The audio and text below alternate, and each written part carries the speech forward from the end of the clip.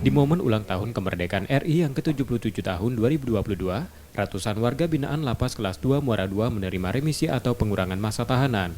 Sebanyak 221 orang, 2 orang langsung dinyatakan bebas dan 4 orang menjalani hukuman tambahan.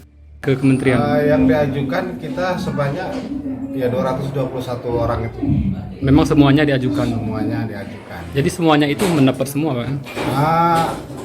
Ada pengecualian seperti kayak dia yang masih tahanan otomatis kan belum bisa untuk diusulkan remisi. Terus juga yang baru inkrah. Surat keputusan dari Kemenkumham resmi tersebut diserahkan simbolis Bupati Ogan Komering Ulu Selatan Popo Ali. Mereka yang menerima remisi tersebut bervariasi mulai dari pengurangan 1-5 bulan. Selain itu warga binaan sudah memenuhi ketentuan-ketentuan untuk mendapatkan remisi. Setia Budi, Kompas TV, Ogan Komering Ulu Selatan, Sumatera Selatan.